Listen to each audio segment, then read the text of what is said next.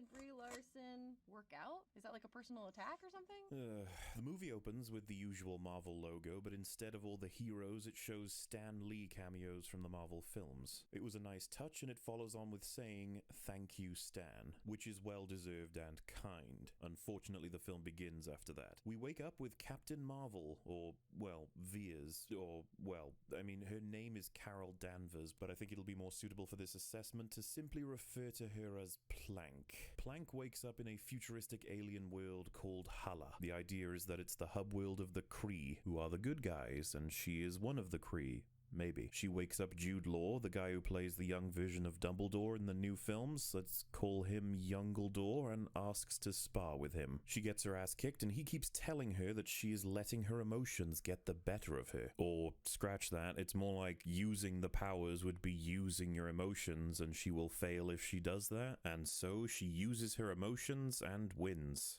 Okay. Like, she gets this second wind and blasts him with her emotion beams despite his orders not to. You go, girl. As punishment, she's sent to the Supreme Intelligence. Oh, sorry, I should back up. The Supreme Intelligence is like the AI boss of the Kree. No, I have no idea how that works or why it works that way, though it sounds really interesting to explore, to be honest. On top of this, the Kree apparently gave Plank her shooty powers via a neck patch, but also choose to instruct her to use it wisely before allowing her to go on any missions. Alright then. It's a bit weird that they would give her power she can't control, probably something else going on there, I guess we'll find out. So Plank talks to the AI, and the AI says she's too emotional, which is interesting. I don't know how one would discern that from a Plank. The AI then says Plank is ready to serve according to Youngledore, and she says she hopes she doesn't disappoint, which means this is her first mission, correct? Especially considering they're telling her what the Skrulls are, which I assume is more so for our benefit, but yeah, this is probably her first mission. Either way, the Skrulls act as infiltrators, and they take over planets one by one, taking the form of the most powerful members of the population until they sweep over the entirety. And so we get our super slow hero walk with our team of warriors. Next up is a neat bit of back and forth between the group of Kree warriors, almost teasing that they'll have characters, but they don't. Keep that in mind, I'm not done with it yet. You might be asking why I've skipped over Plank's position in Hala, or how the place functions, or why she's there, or who the people she cares about there are. What drives her? Why does she choose to fight in a war? Well, these would be things that tell us something about her character, and the writers decided it would be better to ignore that part of writing and skip to the mission briefing. So, the plan is to rescue an undercover guy from a planet that the Skrulls have started invading, and they need to get to him first because he has important information. Smurf Lord from Guardians of the Galaxy is going to bomb a Skrull stronghold while our team infiltrates the base and rescues the dude. Digimon Hansuo is in her crew of Kree. He was in Guardians of the Galaxy as well.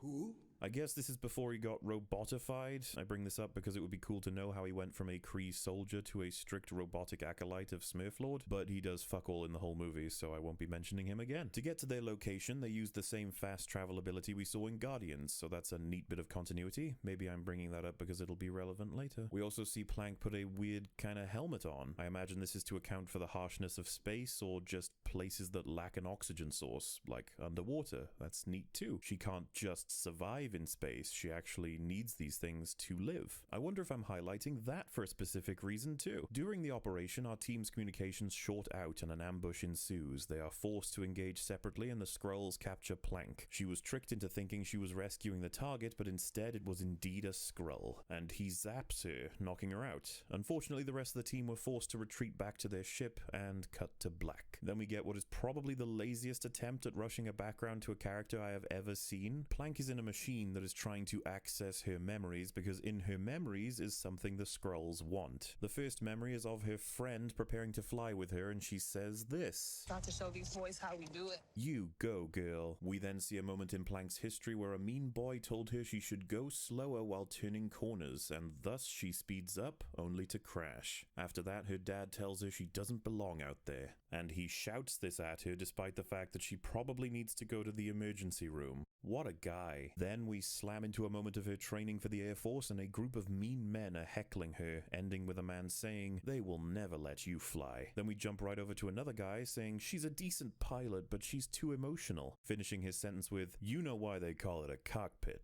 don't you?" I mean, a lot of this shit is actually in the trailers, by the way. Won't last a week. never let you fly. This isn't a game for little girls. Give it up!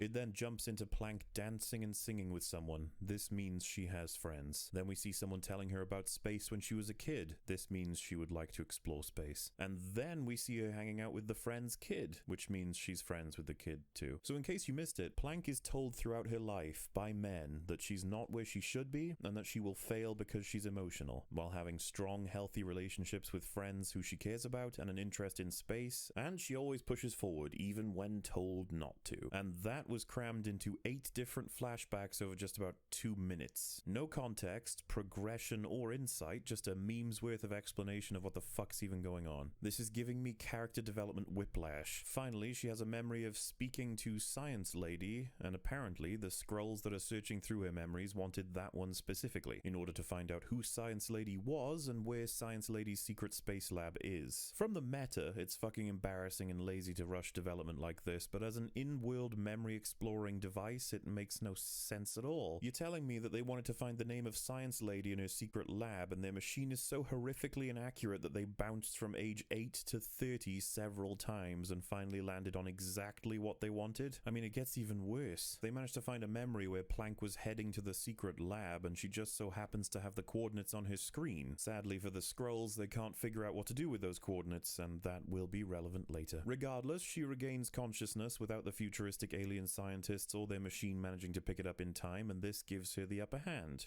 Okay. She breaks out, but she's stuck with what are essentially binds on her hands, but she still manages to beat the crap out of all the aliens in the place while having moments of what I assume is comedy. Didn't they do this joke in The Mummy?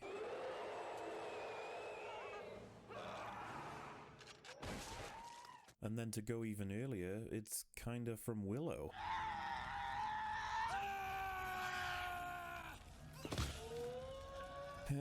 Apparently none of the Skrulls have the zappy thing from earlier to be able to stop her. Oh, scratch that. They do have them, but it doesn't do anything for no reason. Like at one point, 3 of them hit her with electric shit at once, and she's still conscious.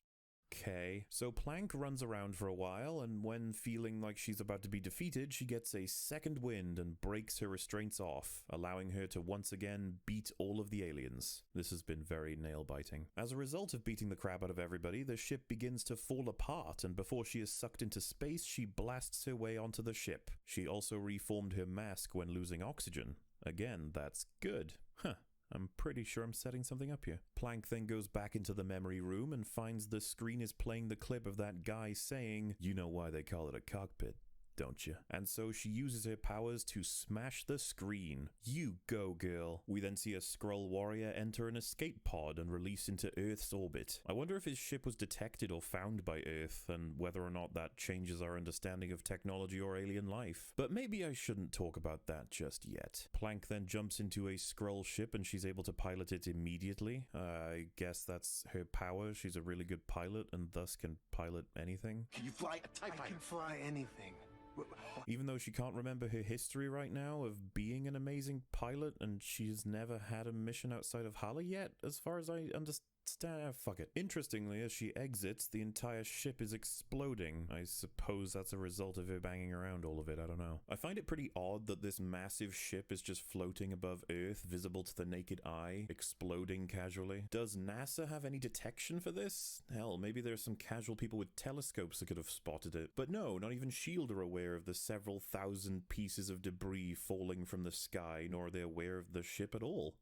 Okay, like, these aliens that are all bent on infiltration are pretty fucking stupid when it comes to espionage. And unfortunately for Plank, her ship's control panel was damaged, so as she entered Earth's atmosphere, she fell out of the ship's flooring. Shut up, that makes sense. As a result, she then crashes through the roof of a blockbuster. But what happened to her ship? Did it crash? Did the debris scatter around town? Would technology like that not cause everything to change for planet Earth? Speaking of which, what about the capital ship that she came from? Do you guys see this? It's been obliterated, visible from Earth's atmosphere, with pieces poised to scatter across a large portion of the planet. This would cause a potential cataclysm, changing the perception of alien life, our progression in technology, and it would have caused major damage. It's a fucking enormous ship. But nah, we can't be bothered to entertain the kind of world building that even Spider-Man Homecoming explored, even though that was just a result of the things that happened in Avengers when this is set in 1995. Either way, back to the blockbuster, Plank picks herself up only to notice a cardboard cutout of Arnold Schwarzenegger and Jamie Lee Curtis from True Lies, and she immediately shoots his head off with one of her blasts. You go, girl. Though if you haven't seen True Lies, then go watch it, it's better than this shit. Plank then goes outside and meets a security guard, and despite her having broken into and out of the store he's guarding, he waits until the following morning to call the police, for reasons. Though she also spent her whole night there creating a way to communicate with Youngledore via Radio Shack wires? Like, I think the movie's trying to say that she broke her highly advanced alien wrist communicator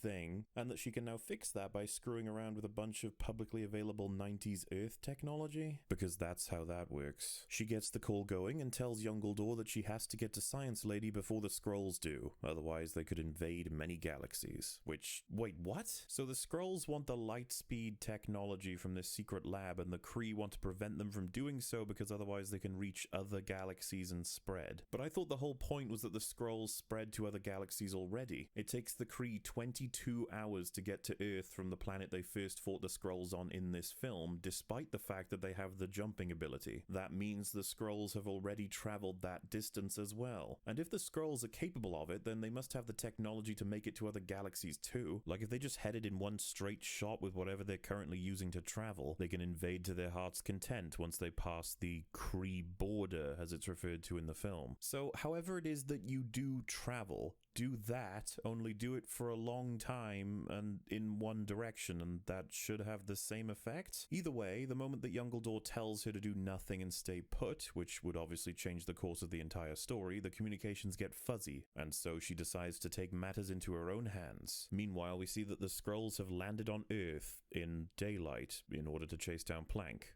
which...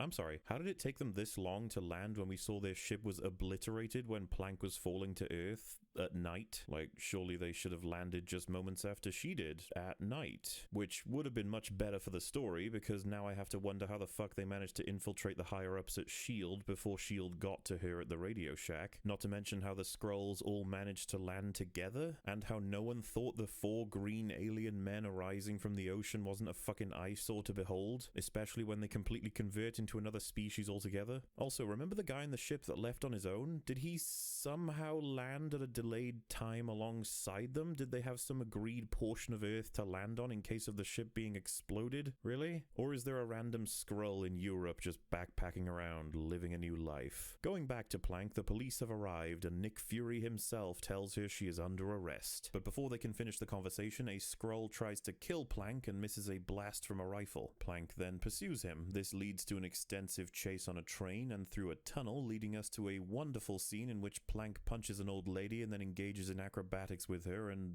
well, they have Stan Lee playing himself reading the script for Mallrats on a train, a film in which he appeared to give the protagonist a lesson on love through his own comics, while also playing himself. This adds yet another layer to the mystery of just who Stan Lee is in the continuity of the Marvel films, but it's also a really great reference and a send-off. Plank sees Stan and he smiles, and she smiles back. During the chase, the Skrull takes the time to convert from the old lady into a completely different person and makes sure everyone on the train, including Plank, sees it. Because, what the fuck is the point of using that ability if you're gonna use it like that? The scene ends with Plank losing the Skrull, but being able to pick up a little device that fell out of the memory machine originally. And analyzing it gives her a lead on where she needs to go next. This happens right before it breaks and she can no longer use it. This is a bit convenient. But how? Well, it's convenient that she decides to go to the bar, and in the bar meets one of the only people that can help her with the name of the project, meaning that those 2 pieces of information were all that she needed to get to what she wants the fastest way, and they also happen to be the only 2 pieces of information she could even get before the thing broke. It's also convenient that of all the things this crystal could project from her memory, it projects the only two pieces of information that she specifically needed to push the plot the fastest. But it's also convenient that her wrist tech allows her to access technology from another alien race. But it's also convenient that she found the drop crystal during the chase. But it's also convenient that the Skrull dropped that thing in the first place. But it's also convenient that she happened to be chasing the Skrull member that was holding this thing specifically. But it's also convenient that the Skrull took this crystal to begin with when his entire ship was being obliterated. But it's also convenient that at the base of this, the machine used to explore her memories happens to copy her memories over to a crystal in the first place, just so that all of this insanity can even happen in the first place. Meanwhile, Fury is attacked by a Skrull who is posing as his partner, and the car crashes, killing the Skrull. Fury then says that everyone should back away because this is S.H.I.E.L.D. business. S.H.I.E.L.D. business? But wasn't the whole point of S.H.I.E.L.D. in Iron Man 1 to have the extended version of the name, and it's all clunky, and then by the end they shave it down to a moniker because people keep complaining about it? I'm Agent Phil Coulson with the Strategic Homeland Intervention Enforcement and Logistics Division. That's quite a mouthful. I know. We're working on it. Strategic Homeland Intervention Enforcement and Logistics Division. God, you need a new name for that. Yeah, I hear that a lot. You'll be hearing from us. From the Strategic Homeland Just call us S.H.I.E.L.D. Right. Did you guys fucking forget they weren't calling themselves S.H.I.E.L.D. before 2008 in your own timeline? Plank is then figuring out how she will get to the bar that she got from the device, and a man passes by on his motorcycle. That would be super useful to travel, but you can't steal from people, right? Well, the mean man asks her to smile for him, and she frowns, so once he goes into a store and leaves his bike behind, she decides to steal it. Wouldn't he still have the keys? How did you manage that? And I mean, ethically, is it really because he asked for a smile? You go, girl. We then find out that Fury's boss is a Skrull, played by Ben Mendelsohn. You guys remember? He played Krennic? Die! Well, he is present for the alien autopsy that should probably redefine science and the periodic table as we know it, and as the film points out. But this literally has no effect on the world or on the MCU, as we know. Okay, and Fury says they've just heard about a motorcycle thief that matches her description. So, Plank goes to the bar she's looking for from the memory file, and she finds Fury is already there. How the fuck did he get to the bar ahead of her if all he knew was that she stole a bike? Like, he would have the license plate, maybe, which could be found eventually, but he got to the bar before she did? What? They figure out that Fury is not a Skrull by pointing out that Skrulls will never have detailed long-term memory of the person it copies. So Fury gives her the names of some states and some stories of what he did before S.H.I.E.L.D., and she just believes him. Apparently that was detailed enough. It's not like she knows the names of the states in America, so she can't verify what he just said, and even if she could verify it, he could still be lying. So with the rules stated by the film, Fury could still be a Skrull, and Plank is just a complete idiot. Great. On the other hand, Fury wants evidence that she's not a Skrull, and she decides to destroy a jukebox. Nobody seems to care that she does that. They even showed a bar owner earlier. I guess he just doesn't mind. Like, she says she did it because Skrulls can't do it, but we already know that the Kree can't do it either, so unless you know her personally, this really doesn't matter at all, which... not only that, but Fury is not convinced by it, so what was the point of any of this?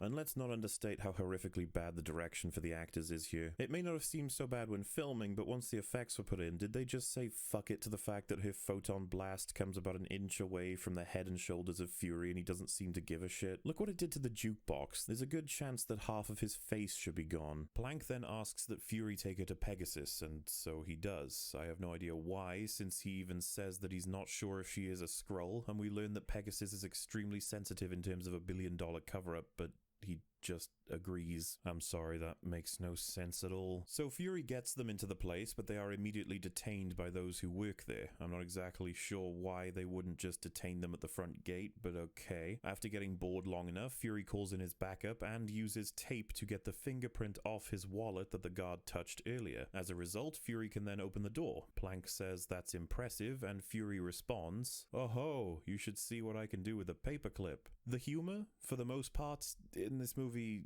is fine. It's the most fine that humor can be. It's like jokes that my friends and family might make when they rush to be funny. I smirk at it, but I realize that this is from a screenplay funded by millions of dollars, and then I just kind of die. Plank and Fury find the records room, and for some reason the cat that I think belongs to the science lady is here. Why would they let this cat wander around this place for possibly more than 6 years after its owner went missing? Especially considering what we learn about it later? Well, sometimes consistency has to be sacrificed in aid of a joke, but we'll get to that. Fury then mentions that they are at the door for the records and he needs to get the fingerprint back out in order to get into the room, but Plank just blows it open with her power. This is another one of them please laugh moments in the film. But this is potentially the most secure room in the entire base, and she blew it open with a photon blast. Where are the alarms? Where are the guards? They enter the room and all of the lights are automatic. They turn on when you stand below them. This is relevant for later. They find the files based on Science Lady's name, and they see that her plan for the Lightspeed engine has been terminated. Fury says that the security here is this way because they are covering up for a $1 billion mistake, which is pretty hilarious considering how easily they got in here. But the point is that the engine, the pilot of the engine, the event itself, and the funding are all covered up. Except these files still exist for some reason. Fury even comments on how everything to do with the pilot is redacted, so they have no leads. Except the name of the best friend of the pilot is provided, as well as her address, and they have a picture of her, as well as a fucking picture of Plank, the redacted pilot. In the fucking file, the file that redacted everything about her, they just forgot that there's a picture of her in there? Excellent job of covering up a $1 billion mistake, lads. But then you think about that statement, that they've covered up this whole thing from people including but not limited to Nick fucking Fury. Like, wouldn't Howard Stark have been given full authority to absorb every last piece of information as well as the pilots involved to discover anything about the technology that was created from the Tesseract? Like, honestly, I'm talking about the entire operation, the pieces of tech from Science Lady, the notes, the files, the explosion, you know, the site itself. It's all tied to the creation of technology that two extremely far advanced alien races want in order to win wars. Seems like Earth would make some strides with that sort of tech, if you ask me. Though maybe you don't believe that the Kree would have let those things fall into Earthling hands. And I mean, it couldn't have, because otherwise the world would have progressed significantly if that were the case, right?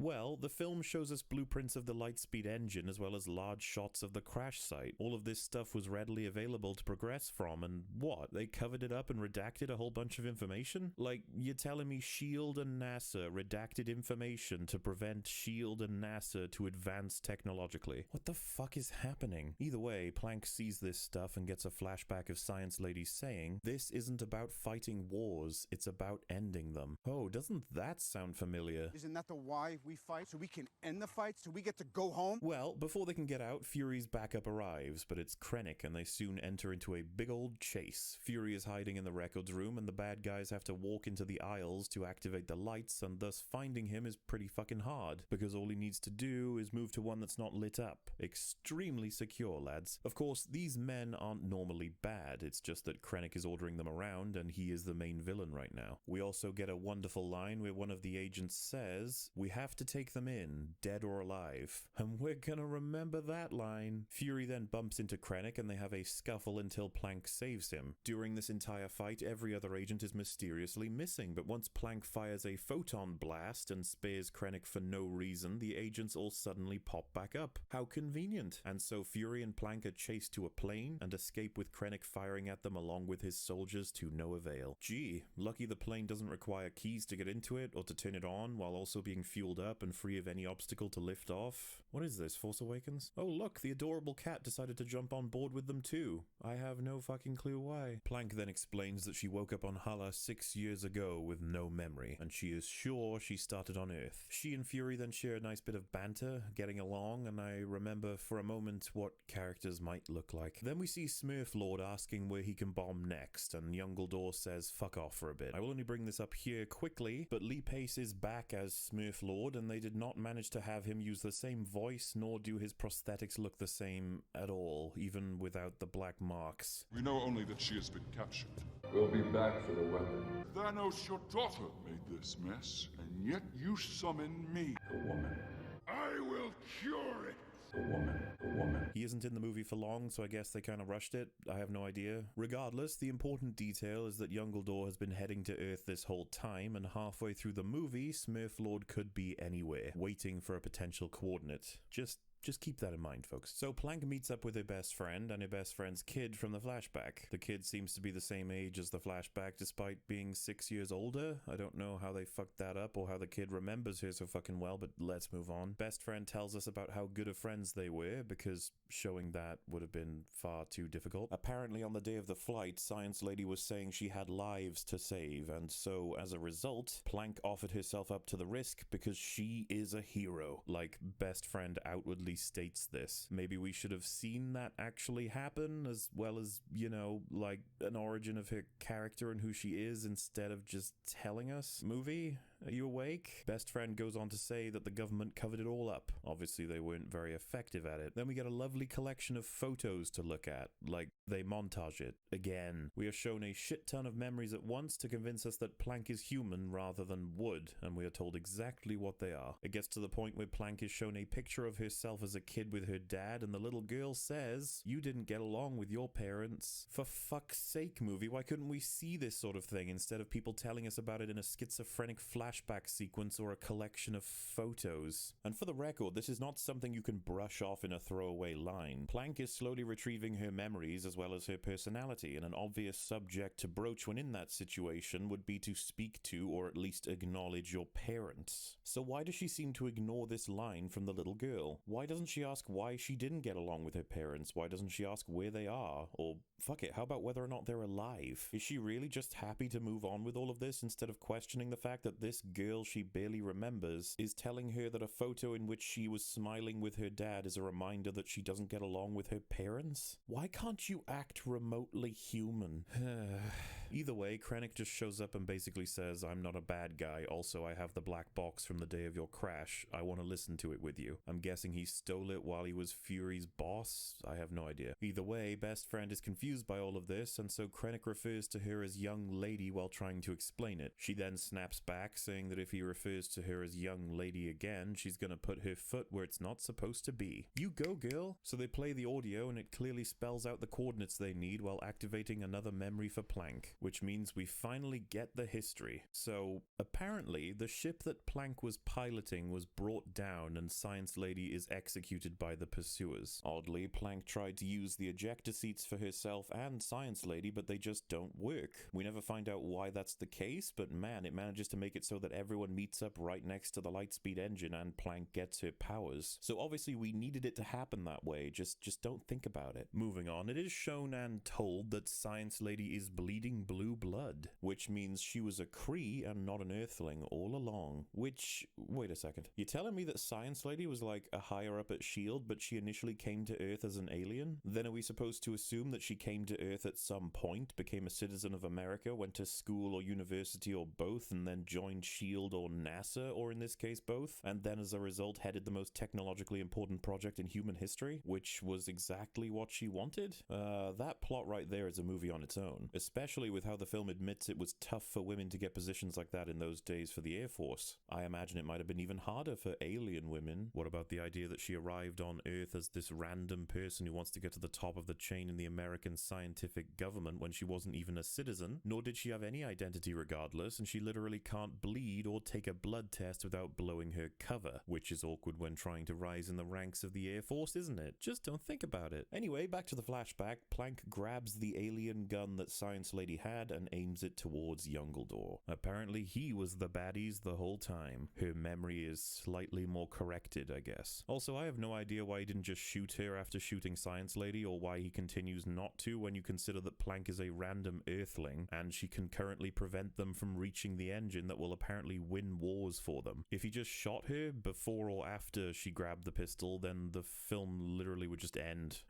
So before Youngledore or his sniper can stop her, Plank moves her aim over and fires the alien gun at the Lightspeed engine, and it explodes in her face, covering her in goo, and thus she has superpowers, making Youngledore decide to take her home with him. Okay. Though what I find interesting about the flashback at this point is that if they were using the Lightspeed engine while they were being chased, why not use it to escape, as opposed to risking it falling into the hands of the enemy, especially when they're trying to kill you? And if Science Lady was just visiting her lab regularly, what was so special about the day where she had Plank go with her, and why did she go with her? We even hear Plank ask what the destination is just before they're attacked mid-flight. Why would you agree to go on a mission to save humanity when you have no idea what the fuck is even happening on it? Actually, what were they even testing as pilots? How exactly do you test light speed technology without traveling extremely far distances? Wouldn't that reveal pretty much everything about Science Lady's plan and, you know, the nature of her alienness? At the very least, an experience like that would change Plank and Best Friend's lives forever, as should it change Earth's fucking technology forever. Can we get a little bit more information on the day that everything that incites this entire film happened? Krennic then explains that this whole time the Skrulls have been running away from the Kree, that they are refugees, they are homeless, they resisted the Kree rule and their planet was destroyed for it. This whole time the Skrulls just wanted the Lightspeed tech so they could find a place to settle that the Kree couldn't find them on. So they didn't even want to conquer, they literally just want to travel somewhere distant and settle. Correct me if I'm wrong, but you can totally fucking do that already with this technology, can't you? Like in Guardians 2, they travel through what are essentially wormholes, which would be faster than light in a technical sense, no? And if you ever felt as though you hadn't traveled far enough, do another 50 jumps. They do 700 in that scene on a random Ravager ship. And if you really don't have this tech, then like I said before, use whatever you currently use to travel across great distances and just straight shot it for a while out of Kree territory. Well, all the things I just suggested are a better survival strategy than consistently invading planets that belong to the people who hate you. And I mean, fuck, you keep setting ambushes for them as well, you idiots. Like, what do you expect's gonna happen? Anyway, Plank has a rant about how everything is a lie and that she has no history to trust, nor does she have a personality to remember, finishing out with a line that I could not contain my laughter over. I don't even know who I am. 3/4 into the movie and our protagonist in an origin story has no idea who she is. So, Best Friend decides to have a counter rant and effectively says this to Plank. You risk your life to do the right thing. You support me as a best friend, a mother, and a pilot when no one else would. You are smart, you are funny, you are the most powerful person I have ever known. Gee, look at that resume. Would have been cool to have seen any of this. What is it with the development in this film? It's like they bought a packet of instant character, just add crappy speech, and proceeded to spill it all over any moment they can find instead of just showing us her. But it's all good. We now know she is funny, smart, and powerful. Plank can become the person she is. Like, she just accepts this and everything's fine. So that's just... Krennic then reveals that they've been looking for Plank as the only lead because she has an energy signature that's the same as Science Lady's core, so they figure she can help them find the core. That's really fucking odd considering the many times they've tried to kill Plank. There was the rifle shot at the beginning with the Radio Shack, there's the time where Krennic ordered his men to take them dead or alive, there's the time that Krennic shot at them with all of his men. Kinda seems like the writers have no clue what the hell is going on in their movie right now, and that's just... Not to mention that he's telling us that these are refugees on the brink of destruction, and what? Plank blew up your entire starship, killed Lord knows how many of your men, and you haven't shared a second of that grief or anger. It's like the script's just suddenly flipped. It's just... Thinking about it, they were apparently looking for Plank the whole time, like the ambush was designed to capture her specifically. Like, how did they know she was coming? From what the movie was peddling, I thought this was her first bloody mission. And the luck of having her out of all the team members to be the one that goes for the target. So fucking lucky. It's just... Dare I question how exactly they picked up Plank's energy signature and then read it as something that's like the station? That sounds pretty damn unlikely when you're dealing with a potential galaxy of distance. Not to mention that by that logic they planned for her to be on Torfa in the opening, which is mighty convenient considering that whether or not she was a warrior for the Kree would actually change that outcome. All of that is just... But then, how about a bit of incompetence? The Kree wiped her memory and then added false ones in, right? Krennic does say the whole, they did a number on you thing, so I assume that means that the Kree changed her memories, which just adds so many more questions, most importantly being, why didn't you give her a clean slate instead of changing it so that she remembers the event that took place except she swapped one person out for a Skrull? If you have that degree of control, shouldn't you have changed it so that it was an entirely different circumstance but still involves Skrulls so that she would hate them, I guess? And why do you let her remember Science Lady? Actually, why wouldn't they just kill her instead of integrating her when they don't have strong control over her beyond a removable patch? Yes, just let her know about everything inside your civilization and your military even though you fear her power. Ugh. Like, after all this nonsense, Plank just goes along with it. She accepts that her faction, her living memory is all bullshit and that the Skrulls are probably the good guys. Because there isn't anything to figure out or take in, or is there caution to have or questions to make, or, you know, just figuring it out. The whole thing would take too long and that's just... fuck it, let's get going with this plot, am I right? So, Plank reveals that the secret base is in space and it's hidden. The coordinates point to it and the Skrulls couldn't figure that out up until being told by our heroes. They even have a comedic line to point out how dumb it is that they didn't figure it out despite being so advanced, and the Skrull dude is like, pointing out your own stupids doesn't mean they are now not stupids, movie. That's just...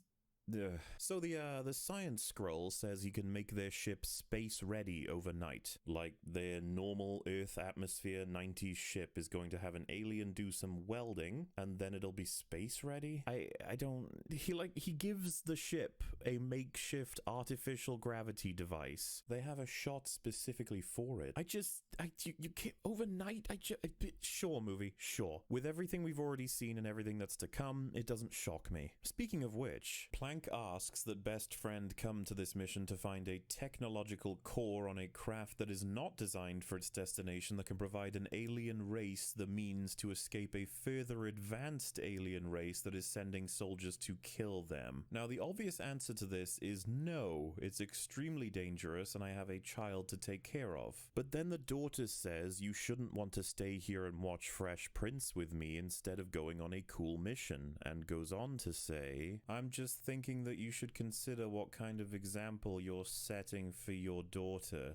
You go, girl. This convinces Best Friend to go on the mission. No, I am not shitting you. Christ, when you think about it, which is precisely how to kill this script, Best Friend got over the existence of aliens really fucking quickly, didn't she? Like, not only does she know that there's life out there, she knows her best friend was kidnapped for 6 years and that these aliens can literally turn themselves into her at will. And that brings another thought to mind. You would think that Best Friend might suspect her lifelong suddenly returned friend could be one of these shape-shifting aliens, wouldn't you? Especially since she can't recall anything about her life or her best friend here. And aside from that, let's not underestimate how all of these kinds of things might rock your world a little bit, might send you into a nightmarish psychopathy, might have you redefine how you look at life or the world or your position in it, but nope, we only do that sort of thing for characters. We do not do it for plot devices or cardboard cutouts, so she's gonna be just fucking fine. In fact, she's ready for a cool mission. The grandparents then arrive to take care of the kids so that she isn't alone, which is interesting, right? Remember how Best Friend said no one would support her being a mother and a pilot? I guess the grandparents were kind of dickish back then. But anyway, Plank decides she wants to change the color of her suit since she doesn't like the Kree colors anymore, and the kid chooses her the red and blue based on her own shirt. Not sure how she knew how to do that, but it's a nice moment, and you know, maybe Plank was doing it the whole time for her. It is, however, extremely amusing that Plank takes a righteous stand against the Kree uniform and changes its colors, but she keeps the symbol of the Kree, or at least its warrior faction, so that's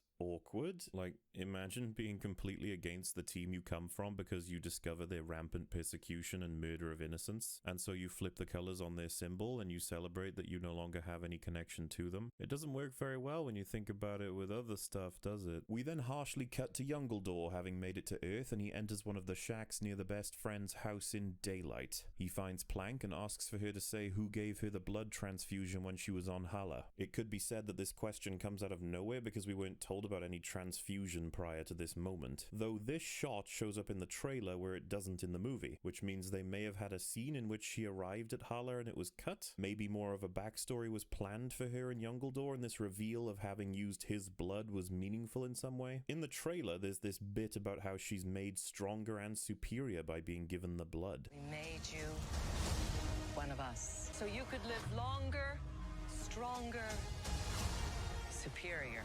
They do comment on being human as lesser than being Kree, but there's never a setup or payoff in relation to blood. So I guess they cut all of it except this line from Youngledore, which, actually, are they suggesting that she doesn't age like a human and she has a bunch of Kree traits because they put the Kree blood in her? Like, she changed species because of a blood transfusion? Or is it just coincidentally the same traits that the Kree have and she just got them from the engine explosion? Fucking hell, I think the less we explore that, the better. But I mean, from this information, we can discern that she is part human, part Kree, part Tesseract, and part Wood. Either way, the point is she couldn't answer that question, and so Youngledore shoots her, proving that she was a Skrull decoy. And in the decoy's last breath, it says, "You're too late." There's a few problems here. Firstly, why would you say anything, let alone "you're too late," since this will give Youngledore the impression that Plank has switched sides, or that she has at least found the technology ahead of time. But yeah, point is, shut the fuck up, or people might wonder what the fuck you were even doing here, which, in regards to a decoy,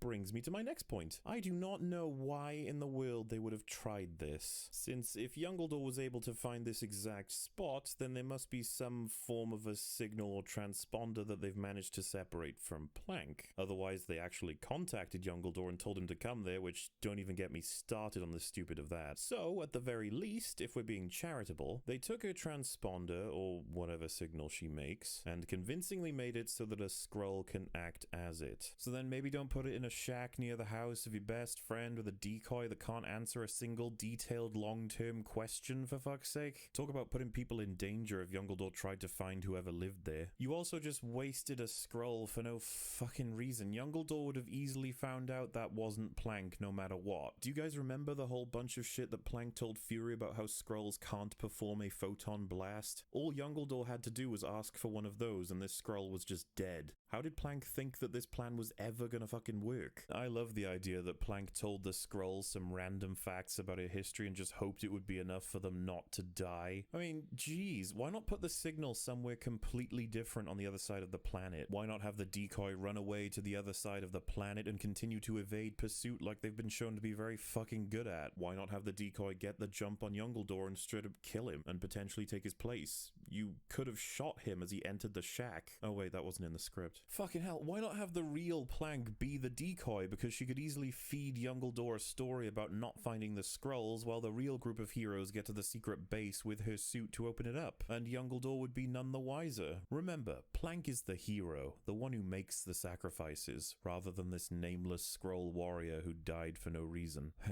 Youngledore then brings up his arm and says, "Smurflord, attack C-53, being Earth, of course, and Smurflord is just cool with that. I love that he could have been on the toilet or reading a newspaper and Youngledore just pulls him up randomly only to find he's standing there like a figurine with his hammer waiting to be told what to do. Sure, movie. And telling him to come now, this close to the end? Will Smurflord even make it? And apparently Youngledore is able to contact people like Smurflord despite being many systems away with just his wrist thing. Instantly. So why does Plank have to access an Earth phone every time she does it? I mean, it's useful because it prevents her from being in constant communication with Youngledore, so he can't make sure she doesn't research this shit to begin with, and it makes it harder for him to push her towards the Kree rather than the Skrulls. And then the additional benefit is that he couldn't contact her while he was landing on Earth, so that wouldn't compromise the switcheroo. So these helpful story beats are all thanks to the fact that she broke it enough in her fall for it to not work properly, but not enough that Earth technology couldn't fix it. How convenient.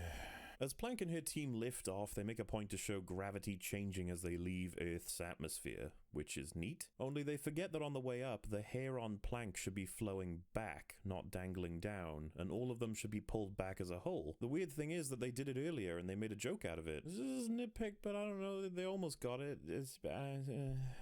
Either way, Planck and her team make it to the secret base, but it's cloaked, and as I said, her suit just uncloaks it. That's just something it does. Okay, and I mean, there's no effort to recloak it either. Like, you might want to do that in order to prevent Youngledore from finding you, unless you have to leave it uncloaked because the script said so. And there's no concern for what NASA might do when they see it, because... So they get to the control room, and it turns out that the Tesseract was the core the whole time. This is what the engine was powered from. Apparently Howard Stark loaned it out to the Pegasus project, and by the end of this movie, it goes back with S.H.I.E.L.D. to be in line with Avengers. And in all fairness to the movie, Pegasus was used as a title for the project studying the cube in Avengers. But there is something to consider, like the idea that allowing Science Lady to have the Tesseract to try and work on fast travel and high-tech engines is interesting and reasonable, I suppose. Though, if this technology was something that even the Kree wanted, and it was casually available for a pilot to fly in this movie, then you would think the plans for it, or even the thing itself, would be a little more impactful on Earth tech in general, wouldn't you? But let's assume they kept all of it extremely secret. Wouldn't there be some notes, files, etc. lying around maybe that could maybe create a ripple effect that would revolutionize technology? No? Okay, well, barring all of that, you are never going to fucking convince me that S.H.I.E.L.D. and Howard Stark would have given up the Tesseract to be lost for 6 years or more. Like, this thing is the quintessential, most important thing that Earth owns. They would never let it exist in a form that's not under surveillance. And if ever it went missing, Science Lady would be reprimanded and interrogated immediately, because Earth would not take that loss lightly. Which brings me to my next point. Fury basically seeing the Tesseract and having no clue what it is or its relevance when it would be fully documented as an extremely important device that fueled the creation of fucking disintegration weapons during World War II is bizarre. Not to mention that he's a part of S.H.I.E.L.D., the organization that had the Tesseract during and up to 1989. He should be saying, holy fucking shit, our government lost track of this thing years ago and this is where it was the whole time? It's sad that the fucking Tesseract is treated like such a joke in this movie. I feel like the writers for this one may have watched the MCU once and are going from memory when creating this story, but there will be more evidence of that soon enough. Moving on, we find out that a large amount of Skrulls have been hiding on this ship for 6 years, and Science Lady was trying to help them travel to another galaxy. Included among them is Krennic's family, and they have a reunion. It's very emotional, but then it gets the old brain running again. If we're supposed to believe that's his family and that's his kid, shouldn't she have a bit of trouble recognizing him? Isn't she like 8 years old at maximum and they've been gone for like at least 6? The kid is probably like 50 years old in our biology, so it's fine. The other question is that if his family are there, then why didn't he know where the thing was? Did he casually give them up and didn't care to have a backup plan for their location in the event that something goes wrong? Did he not care about the condition in which he left them? Why would he trust the random Kree scientists so much? For that matter, how did Science Lady even get them up there? Did she make a deal with the Skrulls off-world and then drive the whole thing to Earth? What did she do to earn their trust? The entire movie doesn't happen if these things don't happen, so I think it's pretty important that we know why, and it could easily double up as some really great character building for Krennic. But nah, let's just have our fun little space movie. But then shit hits the fan. Youngledore and his team just waltz into the room as if it's theater. No warnings or noises or detection. Getting Iron Man 3 vibes here. Like, there's no connecting scene to show how they knew to come here. I guess we're supposed to assume that our smart, intelligent, clever protagonist didn't really put the cloak back on the secret base, and so Youngledore just saw it outside his space window. Fucking hell. And they capture everyone. Literally, Youngledore just grabs Planck with his telekinesis arm thing and hits her, and she's knocked out. Okay. There's also this little moment where he's outraged that Plank has changed the colors on her uniform, as if it's super insulting to the Kree or whatever, and you have to ask, if it's so offensive to not have the green colors, then why does she have the option in the first place? Like, the suit seems to have it as a major feature, whatever. Back to the captured people, they are scanning threat levels, and it says low to no threat for Fury, to which he responds, that thing's clearly busted. Again, the humor's just fine. That's a joke that needs a bit more of a punch and quippiness, but, you know, as it stands, it's like, yeah, you could call that funny, I guess. But then the bad guys say that they're going to eject the prisoners, including best friend, into space. If you eject all those aliens, then what stops Earth from picking all of it up eventually? Like, why not just execute them here and now? Aren't you kind of fucking with Earth's, like, natural progression? We'll talk about that. What I want to know is whether best friend is rethinking the decision to ditch a kid in a very cool mission where she gets to be ejected into space. You fucking idiot. Your Plank then wakes up and she's being plugged into the Supreme Intelligence Goop. Apparently you can just do that anywhere remotely, so why even go to a giant fuck-off temple in the beginning if you can just do it from, like, the fucking space Wi-Fi? Christ's sake. The scene opens with the Supreme Intelligence welcome Plank. Well, Plank, as you are. It's interesting since that's released in 1991 and Plank left Earth in 1989. But I suppose we can handwave it by saying she heard it on the radio while she was here in 1995 off screen, and that's why it's deep in her mind.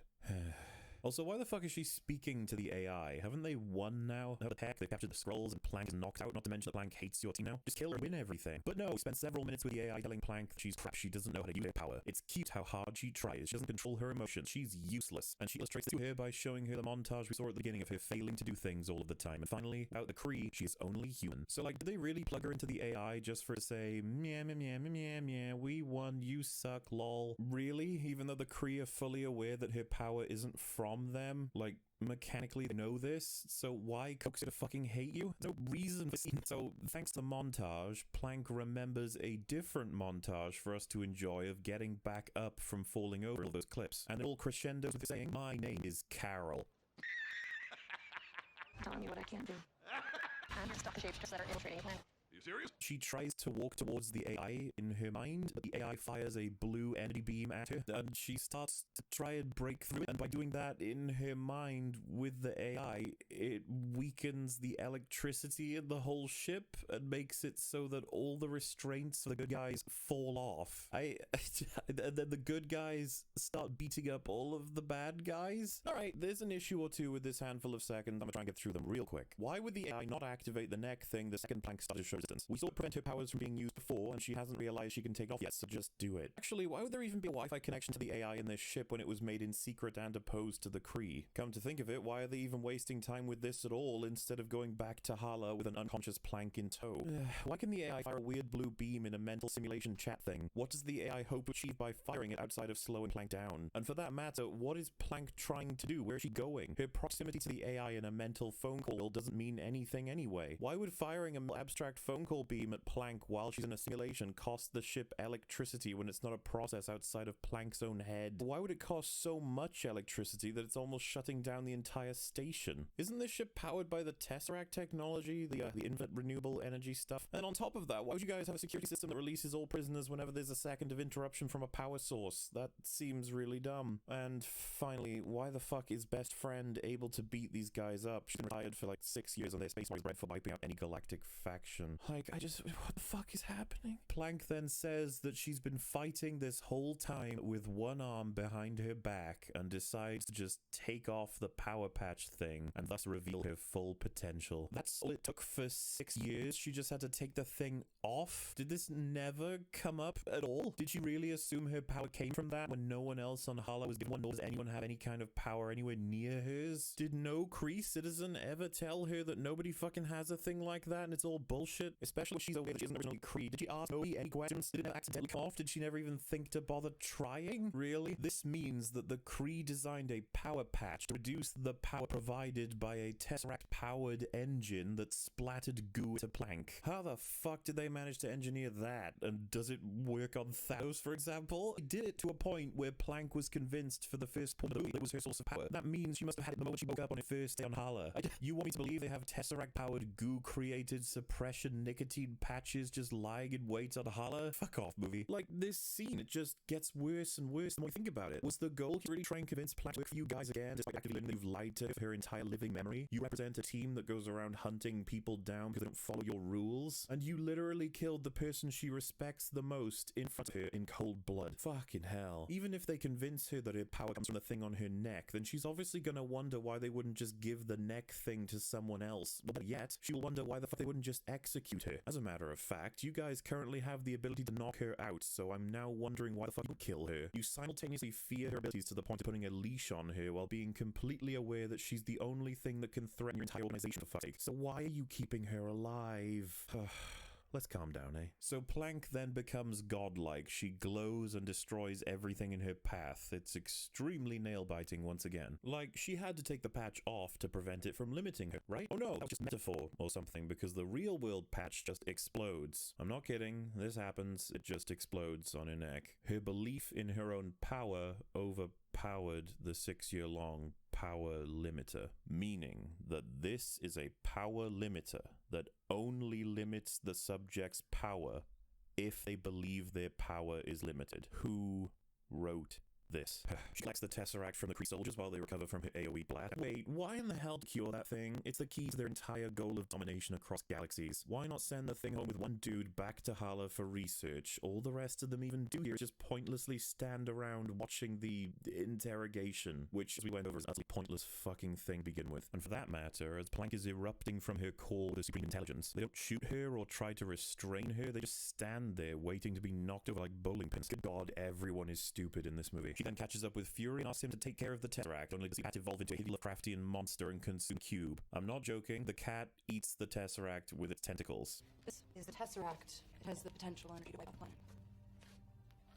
What does Fury want me to do? Swallow it? Well, there's that now. Though the cat being able to eat and contain this Infinity Stone cube, compounding how much of a joke the Tesseract is when you hand it off to the team of creators instead of, you know, the good ones. Either the team try to get the Tesseract off the ship, and Plank chooses to distract the bad guys along with young Gildor leading them. The fight begins and she blows them all away immediately. It's really intense. Then we get back to our team of civilians who aren't doing so well. Best friend is shooting several Kree soldiers to death because why not, and her gun then runs out of ammo. Luckily the 4 remaining soldiers don't shoot her, despite her standing in the middle of the hallway. They just walk towards her because plot armor, because reasons, because some shit, who really knows. Either way, things are looking grim right up until the cat grabs all of the enemies with its tentacles and slams them all over the place, ending with consuming them all whole. It's really funny up until you realize that the MCU is now eating itself without realizing it again. Not to mention that this demon monster cat now acts as a get out of death free card. I just picked up in my own notes that there are so many detrimental writing issues in this film that, like, the bad ones are almost slipping under the radar by comparison. So then we cut back to Plank and she's still annihilating all of the Kree warriors. They have a few lines about how they want to beat up our precious Plank, but we really have no idea if they're cool with the lies the Kree peddle, or if they even know it's a secret, or even if they care. They're just runs. But before we can recover from that, the movie decides it's a great idea to put the song Just a Girl from No Doubt on. Remember the one with Gwen Stefani?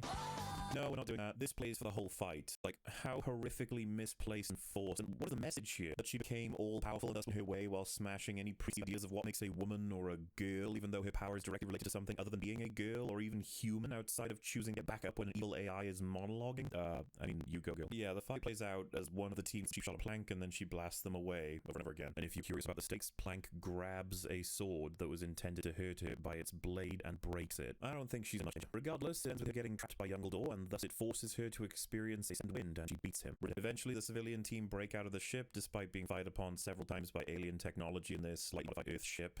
Best friend then pilots the ship into a fucking canyon, dogfights the Kree warrior and wins. I just can't be asked. Fuck off. Plank then chases young Gildor into a pod, and he drags her into space, but luckily she has her helmet thing at the ready. That's going to be super relevant very soon. But yeah, Plank is thrown off, and she is struggling to regain control as she plummets to her doom, but suddenly she gets the second wind, and so she begins to really become super powerful because she wasn't powerful enough already, and the other second wind wasn't quite good enough, and thus she can fly now. Why can she fly? How did she learn it or experiment with it? I have a fucking clue, but she can do it now. Who's learning when you are amazing at everything at default? Suddenly, Smurflord shows up and fires a series of ballistic missiles on Earth, but little did he know, we have a god now. Plank grabs just one of these things and blows them all up with it. The explosion that was supposed to raise Earth is this big. I don't know what the intended effect on the planet even was, nor do I know if blowing it up in atmosphere will have horrible effects, but there we are. Also, how the fuck is Smurflord already here? He was called in about 2 hours ago in universe, and he could have been even further away than Gildor was this of the movie, and yet Young took over 22 hours to get here. Seems pretty stupid, but what the fuck would I know? They then set a fight up to her, but Plank bursts through them all. Oof, just on the edge of my seat right now. She then flies through a Kree accuser battleship like it's butter and destroys the entire thing in a few seconds. You remember this thing that an army of Nova Corps died to try and load down? Well, she can destroy it like it's made of bubbles while also flying through space, which is something she absolutely nails, by the way, as though she's at a peak of understanding and learning about, almost like her proper with everything else she can do. You guys remember when our heroes would have to pick up each of their skills over time, learning, growing, changing, developing? Well, Plank just instantly knows how to do everything, quite literally on the fly. Though, outside of the ability aspect, how about we talk about the character once again? Plank erases that entire ship from existence. There was very likely a lot of people on it. A lot of Kree people, to be exact. Kree that may have been lied to just like her until the Earth was full of Skrull invaders. Kree, you know, different from just yesterday, and still she just split in half while tossing them to the vacuum of space while chewing.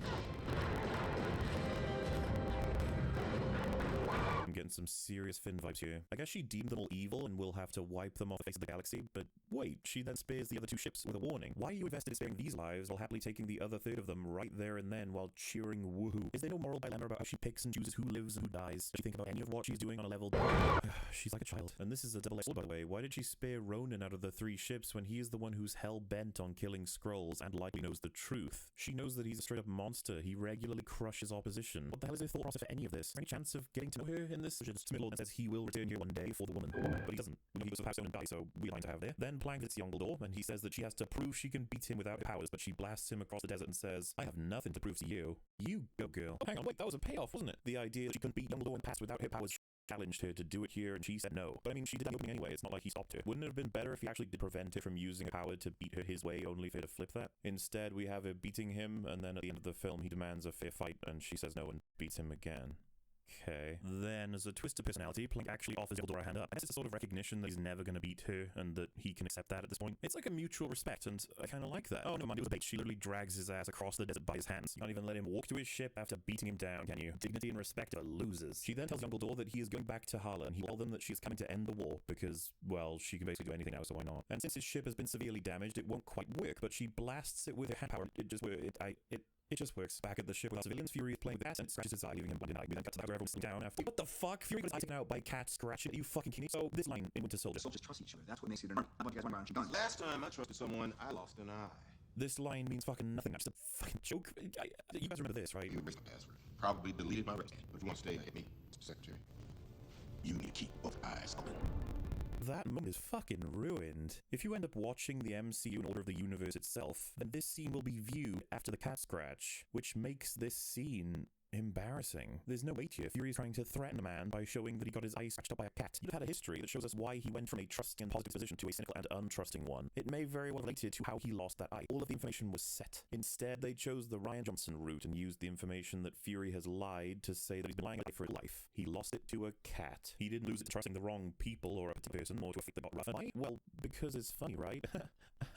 Fuck you. And like, he doesn't even care. He's just chill about it. The cat scratches him. He says, I've done it, scratch. The next scene already shows him comfortable with being blind in one eye. That was the way it always was. Does this movie know it's a prequel? Maybe Fury getting his eye scratched by Goose didn't simply make him lose his sight in that eye. Remember that he used his bow at the end of Winter Soldier to access the S.H.I.E.L.D. computers. Maybe the scratch gave his eye special powers that they haven't explained yet. He does manage to see Mother and then changes afterwards, so it's a funny reference, but do you remember when I did this exact same joke in the job? Fury was already the coolest Plank then says she's going to find the Skrulls at home and she will return before he knows it, which is awkward because she's gone for 24 years. Either way, little kid says she wants to go with her, and Fury says only if she can glow, and the kid finishes, or if I build a spaceship, you don't know, and Plank says he doesn't know. Ooh, you goddamn giggly go girl. We then see Fury tell Plank that the name Marvel, which was Science's name, is awkward and the name Marvel is better. This sounds like a setup for the name of the film, but it goes nowhere. He just says Marvel sounds better and we move right along. Like she's not the captain of anything, and not the name she even has, and she doesn't pronounce it that way. What the fucking point of this? Plank then hands Fury modified pager we saw in Infinity War. She says it's for emergencies only. Oh yes, we're going to talk about that. The film closes out with Plank and the Skrulls working together to go and possibly find a new home for their race to flourish, far out of the reach of the Kree, and this is also the moment that the narrative utterly falls apart in aid of some neat visuals. We're talking about a complete fucking cascade here, so let's start small. When they show Plank coming up to Skrull's ship, she's just not wearing her helmet, so there's the payoff for all those breadcrumbs I set, I guess. She can apparently survive just fine now, and don't give me that she's a god crap. We have no idea what the hell she is, and that's not how it fucking worked before, and it would be a cop-out even if we didn't see that she had the helmet on which was at full power 5 minutes ago. It's just a simple piece of continuity that they sacrificed for the visual, and now I guess she will never need the helmet again. But then we see a zoom off with the ship full of Skrulls. They are leaving in the science space station that was previously hidden. At least they look very much alike, and there's nothing just not the very same one. But that would mean that they are using it because it has the light speed engine technology on it.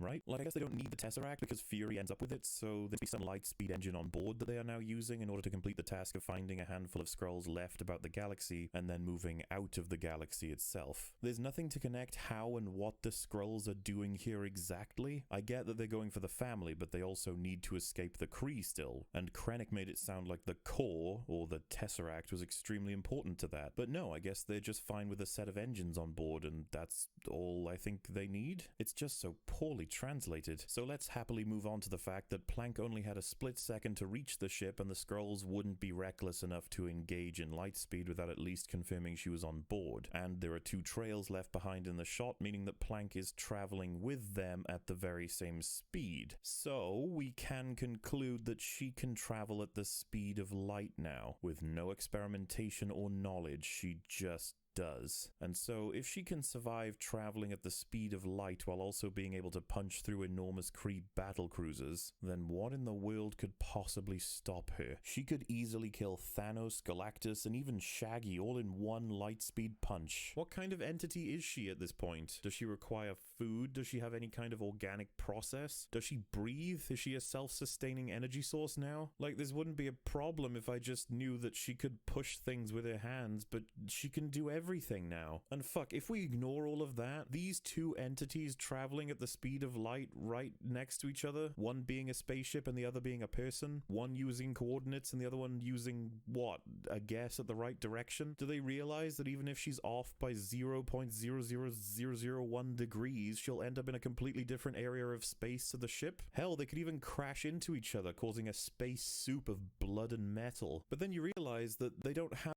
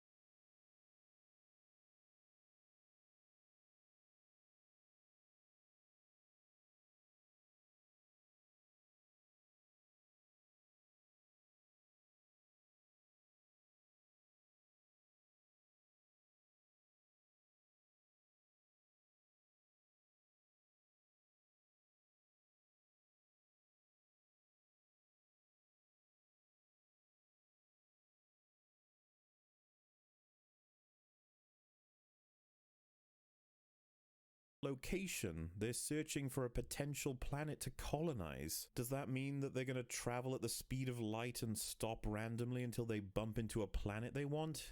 Really? But then you realize, as I've been alluding to in this whole video, the speed of light is really not that fast at all, especially not compared to warping around. To give you guys a small idea here, from what we understand, explain the situation unlike every other Kree that we are shown in the story, but that she would even have the information that could possibly help them find and facilitate the rescue of their lost species based on technology that she doesn't even know about or understand, despite the fact that they are fully aware at that point that her entire premise as a fucking character is that she has fucking amnesia and she doesn't even know what the fuck is even going on. As opposed to using the resources you started out with, being an enormous capital ship and an army to find those refugees you said were scattered about the galaxy. Or at the very least, using the fact that you know that the Lightspeed engine originated on Earth, try and infiltrate the leading governments on Earth to find any and all information regarding the secret base, which you should have done well before you decided to have hundreds of your own race kill themselves, just in case searching Earth led directly to that very fucking base, you utter wanker. This has to be the stupidest fucking plotline in the entire MCU. Is anything as fucking vegetated insanity to the degree that this is? Good God. Let's go back to the plot. We see Fury is in his office, and the cat is just there. Apparently he's waiting for it to vomit up the Tesseract. Are you seriously taking the joke this far? A creature is a major fucking risk to not only Fury but everyone on Earth, and Fury's just fine with it in his office.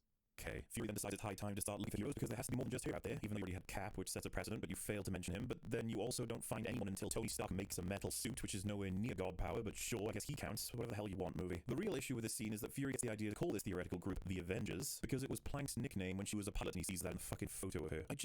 Why? You guys remember when they didn't even make about one of the people in the Avengers that gave them their name? It was about them being a team and they would save the world, and if not that, they would avenge it. You're missing the point. There's no throne. There is no version of this would come out on top. Maybe your army comes, and maybe it's too much for us, but it's all on you. Because if you can't protect the Earth, you can be damn well sure we'll avenge it. And now, well, apparently she was given the name Avenger at some point for some reason, and that nickname will be plastered across the whole fucking team name. Because it's all about her, right? You fucking go, girl! We then see the first after-credits scene in which the Avengers are mourning their loss, but they powered up Fury's pager and attempt to call whoever it was meant for, and sure enough, Plank shows up right next to all of the actual characters. How the fuck did they manage to find Fury's pager and understand its relevance, let alone that it even belonged to Fury? I have no fucking idea. Why couldn't she have just shown up because this is where the heroes of Earth gather? I don't know. How did she get in there with no security activated and no awareness from anyone, and she wasn't there just a moment ago? Well, I guess she traveled so fast that she could move through walls. Or she has even more abilities that we're gonna find out about in Endgame. Though it is good to note that she has apparently swapped out the Kree symbol by the time she came back to Earth. Pretty much looks the same, but hey, props for getting it done, even if it was done up to 20-something years later. The second after-credits scene is of a Lovecraftian cat vomiting up the Tesseract, explaining why it's back in S.H.I.E.L.'s hands in Avengers. How does an alien that can consume any men at the same time play into anything? It's just a joke, Mauler. Stop thinking about it. And finish. What a wet fucking fart. Captain Marvel is the first sign of major rot in the MCU, the idea of changing values when telling a story in motion. It's not like we haven't had shitty MCU stories before, so the shitty ones are often self-contained, and once they get room to breathe, then be revisited as a sort of stepping stone to something better. But Plank is so overpowered already, it would be inconsistent of them to write her in such a way that she doesn't overthrow everything in the MCU as it stands. The idea that this bland creature may be leading whatever remains of the character we've come to know for so many years because she's more altruistic or powerful is sad. The irony about leadership here, the team is full of power. Iron Man is not the leader, but he makes important decisions and funds the Avengers while having a suit that can take on a god. Banner's not the leader, he is the most talented scientist while harboring the hard to control game-changing power. Thor is not the leader, despite being a god from a realm of gods, wielding the power of lightning. Cap is the leader. Captain America. A man who can run faster than normal, is stronger than normal, is more agile than normal, but a bullet can still kill him. He's the man who fought hard for everything he has and is motivated entirely by his love for his friends and what is right. He is the leader because he understands the team, their strengths, their weaknesses, and he is a brilliant tactician, earned over many stories of clashing and heartache. I don't care whether you can break enormous ships in half or paying barely any attention because I have no idea who you even are or what you mean to the people I care about. So let's start there. In terms of character, Plank is a very special case. The fastest, the strongest, absolute badass. Remind me, how does character writing work? Is it when you have other characters tell the audience over and over again just how smart, talented, cool, badass, and interesting the protagonist is? Is it when, instead of having scenes showing us that she values something or that she's been through some hardship, we get several montages showing that men have been getting her down? Her dad is a twat, apparently. She's never met a supportive man in her life, apparently. She's really smart, apparently. She would choose to be heroic in any situation, apparently. She is an ace pilot, apparently. She is really funny, apparently. I mean, yeah, if you say it, then it must be true, movie, because that's how you introduce a new character into a world of funny, smart, powerful, and charismatic characters. You just put those labels on to begin with. And this is no fucking different from how it starts. She's uppity, sarcastic, powerful, and casual about all and every point in the story, which is embarrassing when we're dealing with a character who is partially remembering 20 years of her life across the movie. And we ultimately never know if she did get her memory back beyond confirming that she knows she got it from falling over at several points in her life. The funny part is that despite the lines of dialogue devoted to telling the audience what this character absolutely is, you still have trouble discerning what the people who've spent 6 of life with her think because it's so threadbare outside one of her teammates saying that they didn't get along. Like, if she really had been on several missions with her team in the movie, they do a horrific job of showing it. During the complete separation, she doesn't even ask about them or show any concern, and this doubled down when she's forced to fight them after a potential life of lies. She's just quipping and dancing to Gwen fucking Stefani. So if it was her first mission, then the story falls apart, but if it was one of her many missions, then the characters fall apart. The writers are welcome to pick, and hell, even if these things weren't problems, the characters in the story are already a complete fucking mess anyway. I have no idea who Plank is or what drives her, but the insult to it is that she leaves in 1995 to come back in 2019. That is a staggering 24 years that she's been missing. That is 4 times as long as she's had memory. And what, she still remembers Fury like it was yesterday? She spoke to him for less than 2 hours total across 2 days, more than 20 years ago, for fuck's sake. That's not changed at all. It's like she time traveled from the end of her movie to the beginning of a whole other ongoing story. I guess she doesn't age or grow, she's already a geek, which is so awesome. You guys know this.